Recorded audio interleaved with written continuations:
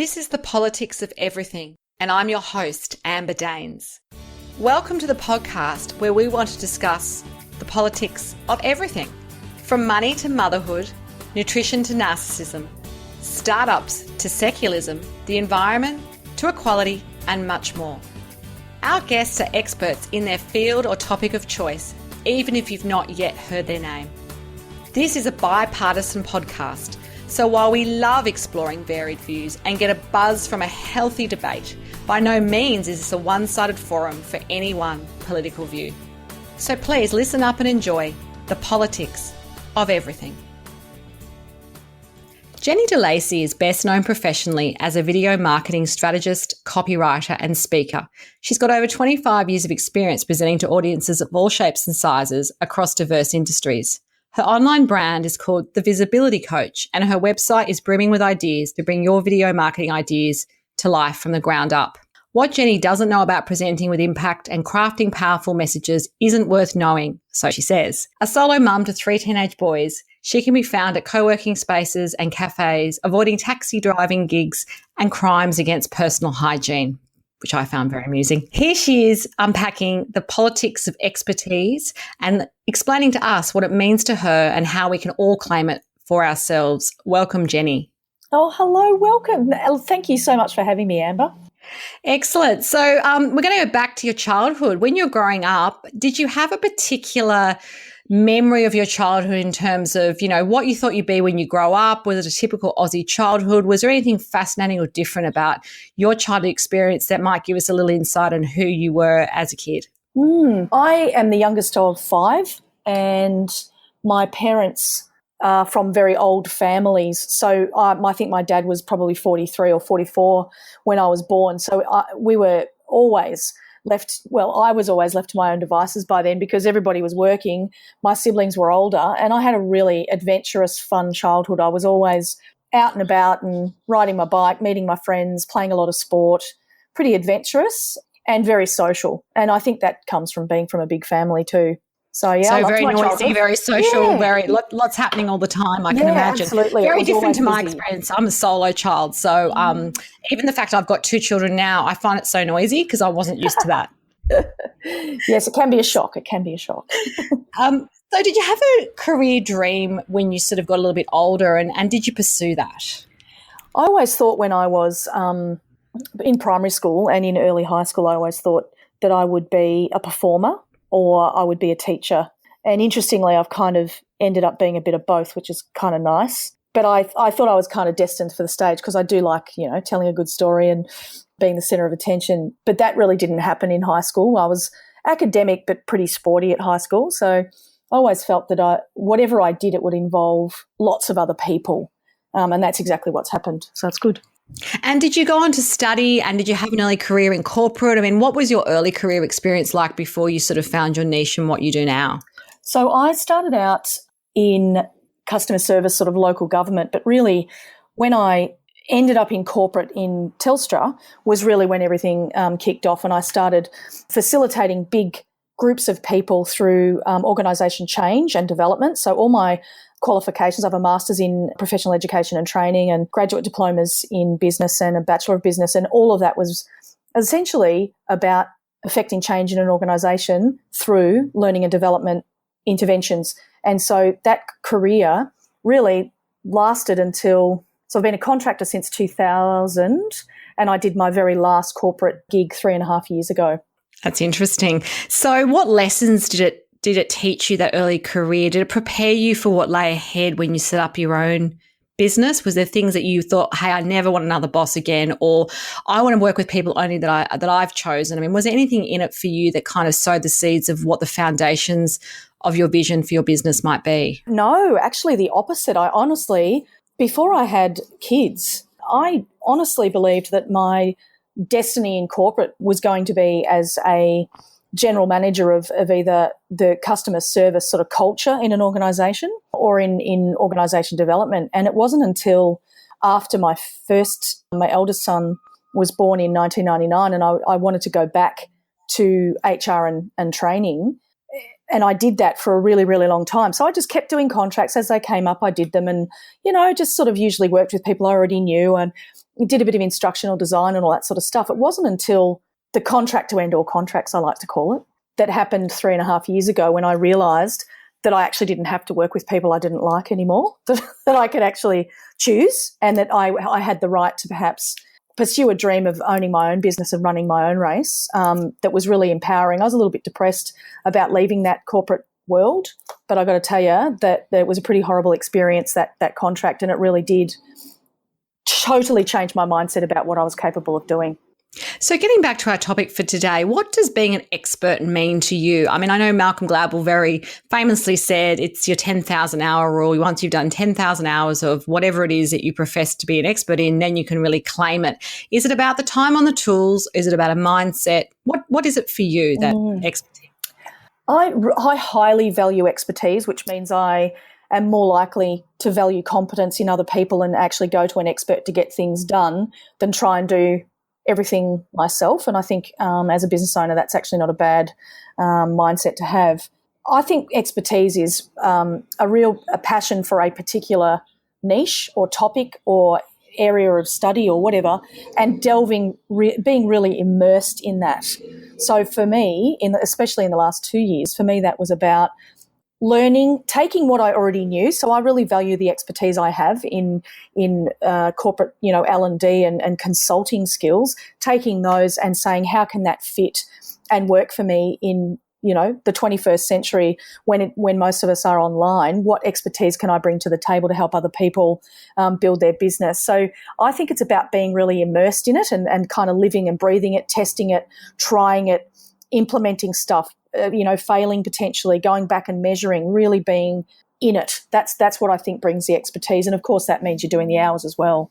Absolutely. So in what you're doing now as a video marketing strategist, how have you really refined that expertise so that it's quite a niche in a way? I mean, how have you really kind of worked on that from a personal point of view? And can you give us examples of, maybe where you've tried something and it hasn't worked, or you've had to kind of collaborate perhaps to get the expertise that you need to get your business to where it needs to go to? It's when you talk about video marketing in terms of how it can complement the marketing we're already doing and amplify, if you like, the sort of lead generation we do, or the client nurture stuff we do, or the things we put on our website for people to get to know, like, and trust us. What I realised was that I am not actually the tech person. My expertise lies in clarifying what it is you actually want to share and what you want to say, and generating the ideas and the programs and the words and the scripts around that and where it's going to fit in your current marketing. So if somebody came to me, and this has happened recently, where they think I'm the videographer potentially, or they think I'm actually going to be able to edit something together for them. Now, I can do that for myself, but that's not what I do for my clients. I teach them how to do it themselves, or I encourage them to outsource it. And so that was a really interesting... I think that's an important point, isn't it? It was good learning for me, actually. Yeah. I think sometimes people, when they come to you, they want you to do everything, or their expectations might be different to what you're able to offer. So how do you articulate that to clients so they still feel like they're getting the full value of the experience with you?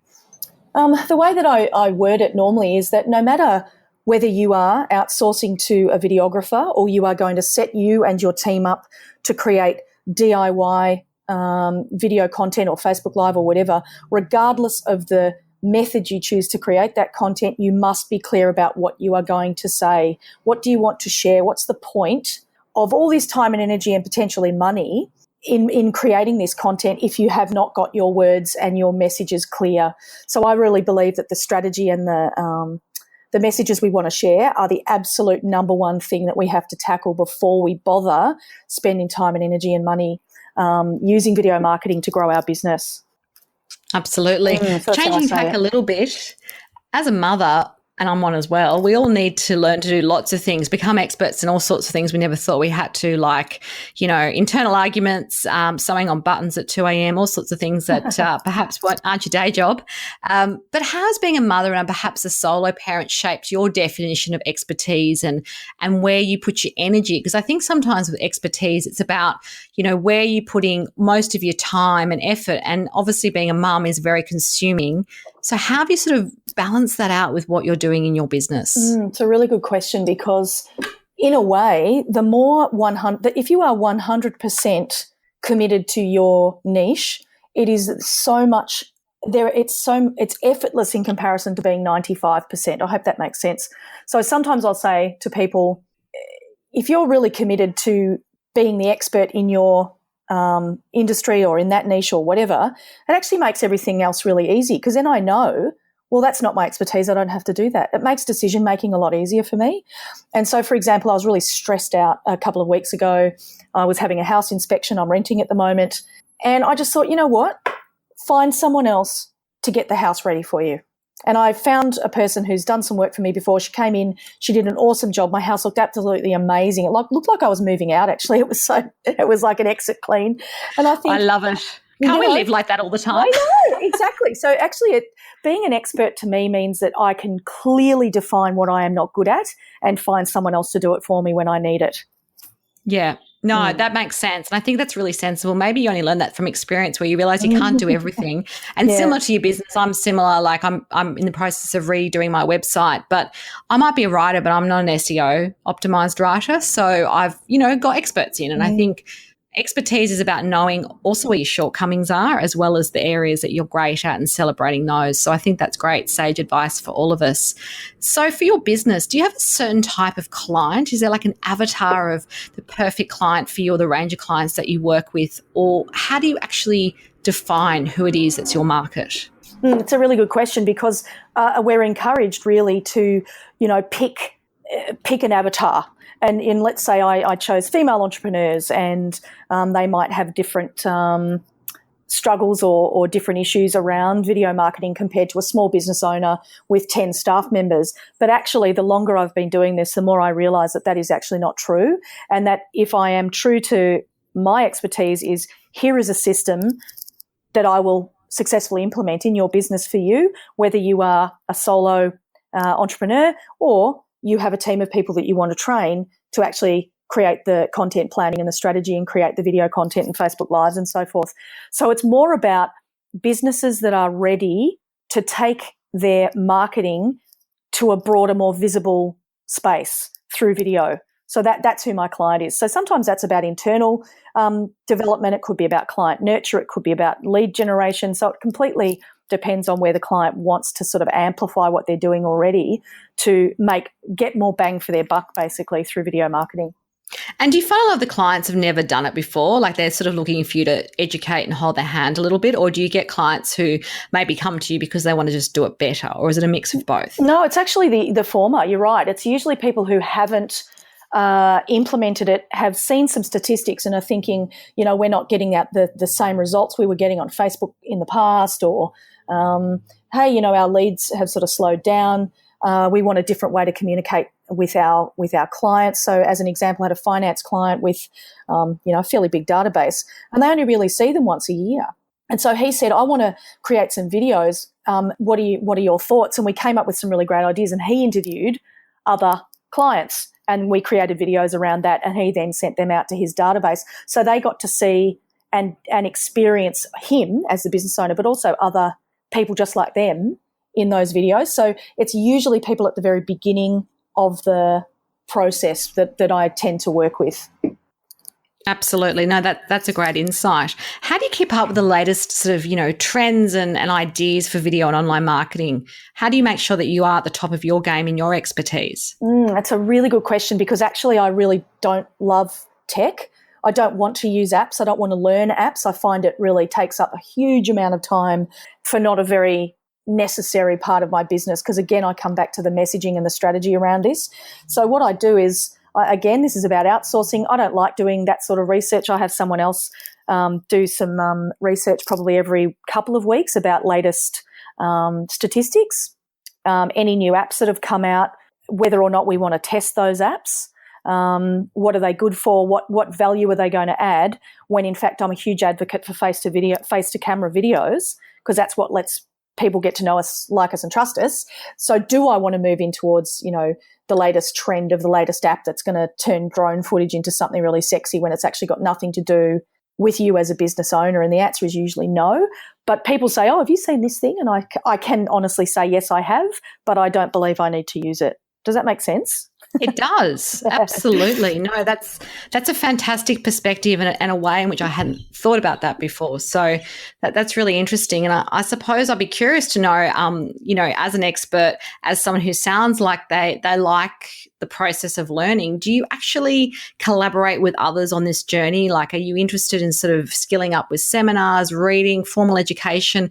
How do you make sure that what you're doing always has a bit of freshness to it as well? Because I think sometimes in our own businesses we can get quite stuck and we don't really move forward because we maybe don't need to, because until the sales funnel's kind of drying up, we sort of don't think about it. So for you personally, how do you make sure that you're stimulating yourself but also doing the right thing for your clients as an expert? I'm a lifelong learner, basically. So there is always something going on in my own personal development and learning. So I gravitate towards people who are very generous with their programs. If anybody, says, oh, yeah, I'm going to spend thousands and thousands of dollars on this person, but I don't actually get access to the person, I find that really pretty awful. Yes, it's a very ordinary experience, isn't it? And a lot of people do. Amazingly, people do spend ridiculous amounts of money on coaches that aren't going to support them and be there for them on a one-on-one sort of authentic level. So for me, it's always about networking. So I spend a lot of time with a lot of people, listening to what they're doing, asking questions, seeing what their, concerns and their challenges are in their businesses, not to coach them, but just to learn where everybody's at and sort of support each other. But also my own personal development. I invest a lot of money in my own personal learning and have done since the beginning. And I encourage everybody to, ask around when you're looking to spend money on a coach or something so that you can pick one that really suits you. And it sounds like you may have had your own experience with coaches or, those formal kind of business training experiences. And maybe you've got a cautionary tale for us as well that you could share about that experience. Or was it a positive experience for you, but you've just witnessed others maybe going down a path which hasn't come to fruition in any sort of tangible results, which I have to admit is very frustrating when you watch people spending, $5,000-$10,000 and then they're exactly where they started, really. Yeah. And do you know what? It's like buying a gym membership and assuming you're going to get fit. That's how I look at it. I think, if I know from experience, I have spent money with coaches early on. So probably 2 years ago was the most money I spent. And I was very early on in my tech sort of journey at the time, and I was not ready for what they wanted me to do. So they were very sales funnel driven and click funnels and so forth. And, looking back, that they were trying to steer me in a very clear direction that I simply was not ready for. And I just think when people go, I want to, go and see a coach, I need some coaching, I'm really clear about what's the outcome that you are looking for. Because if it's just sort of general business acumen and maybe getting a really clear picture of your business plan, then that's a completely different coach to the one that is a sales funnel coach. And so I just really encourage everybody, it's super important to invest in our own learning, I believe, because obviously that's my bias, but just be really wary of how much money you spend and where you spend it, and ask around with trusted people too to find out what others have found value in. I think you're right. There are different coaches, and I've had a really positive experience with a business coach for many years, but it was definitely a period of my business. It was a time of, a lot of change, and I was changing where my expertise was focused, and she was great at really, because she knew me a little bit from, earlier years. I felt like it added something different, whereas I've gone to seminars where it's all been about, the one-to-many sort of process of coaching and mentoring and ideas, and it's felt very like there's nothing in it for me, and it sounds quite egotistical, but I think we go to these things wanting something for ourselves. If we take a day out of the office or we're spending money and time, we are looking for something a little bit more customized. And I suppose when you're an expert in what you do, you want the other experts to honor their agreement with you, if you like. So I think that's good insight into how to actually process that information.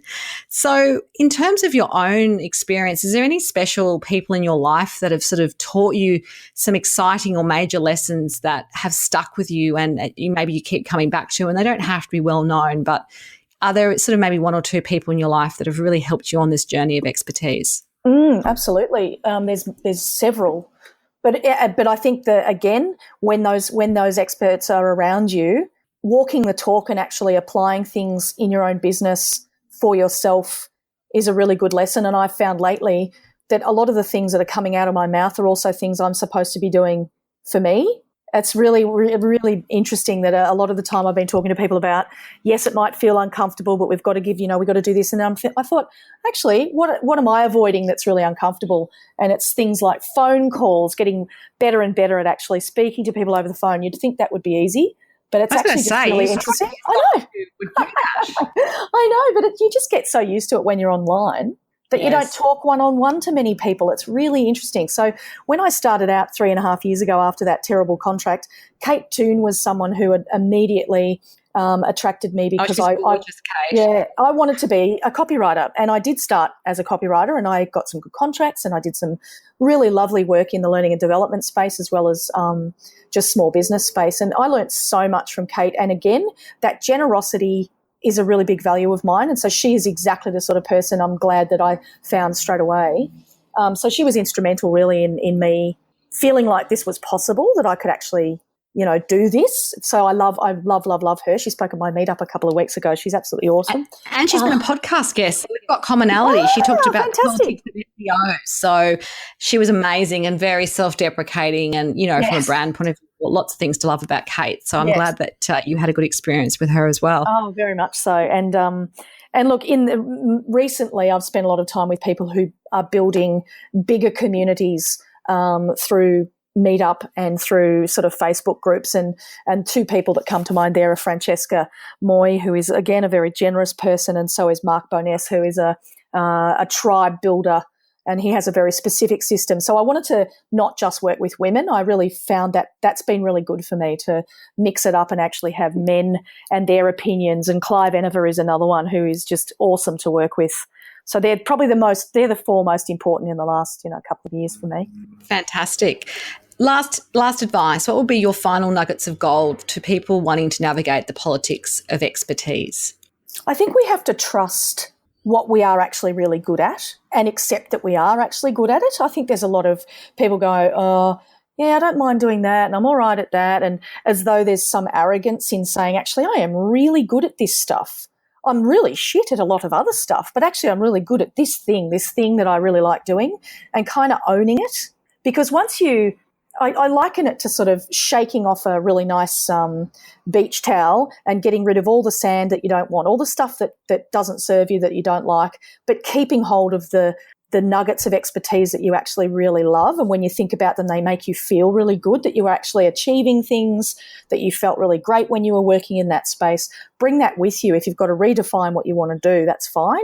But don't let go of what you're great at. Bring it back and work out how to kind of wear it like a nice pashmina. Because I think that we often let things go as we get older because we think that we've left that career behind, but we really haven't. We just redefine like things. Blocks, aren't they, sometimes. It's like, but also when you're building your own building, you don't have to just take on all the old stuff. You can get rid of some of the rubble. And I think you're right. It's being really clear about, you don't have to chuck everything out. I think some people, when they think about reinventing themselves as an expert, they do tend to go to extremes. It's sort of like, I was an investment banker and now I'm a yoga teacher. I mean, that might be your hobby, but maybe that's not going to be everything for your career. So I think you're right. I think there's often a reason why you've had the earlier experiences, and you can possibly build and learn from those as well. Yeah, no, I love, seeing people really step into it. And that was a big lesson for me, that I hadn't left that behind, and actually I don't want to leave it behind. So even though I don't want to work in corporate learning and development, there is a huge amount of expertise in that 25 years that I now give to clients in a different way. And I just really encourage everybody to do the same. Perfect. Well, if you do want to connect further with Jenny de Lacy, there will be some details and show notes at the end of this recording. You've been listening to The Politics of Everything. Until next time, keep well. Thanks for listening today. If you've enjoyed The Politics of Everything, we thrive on feedback. So please add a short review and share the podcast with your network and your friends and family. I'm also always on the hunt for fabulous new guests. So if you've got a view to share and an idea how to get our listeners excited, please email me at amber@bespokecomms, that's BESPOKECOMMS.com.au, and we'll be sure to get back to you.